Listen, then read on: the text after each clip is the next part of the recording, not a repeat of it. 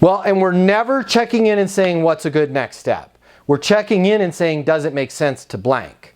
If they say no, our response is, what's a good next step? There's a huge difference there, okay? Because what I heard you say, and I might have heard you say wrong, I might have heard it wrong, what I heard you say is, how long should I wait before calling somebody and saying, what's a good next step?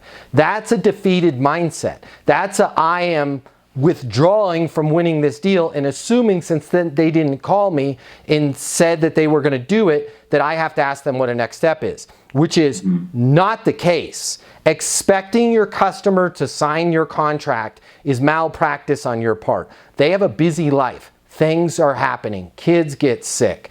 Asteroids hit buildings. Things get flooded. They just forgot about it. But when you say what's a good next step, all of a sudden it brings all of this doubt into the equation, right?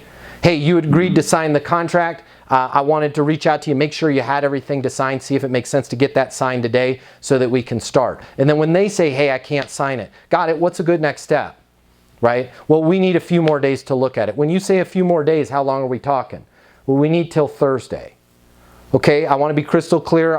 Here's what I'm going to do. I will lock it in till Thursday. This is where you can use Jay's advice of, but we're going to have to reprice this. Now, back to the other side of your equation, because I just want to make sure your words are right. You're saying, how long should I wait?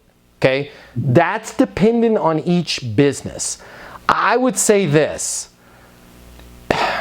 If they agree to do something and no time is set and they said they're going to do it today, you can even call them at the end of that day and say, hey, I'm not seeing this. I wanted to make sure you had it. And if you sent it, I want to make sure it wasn't lost on our side. Could you give me a call on my mobile? 720-660-3202, right?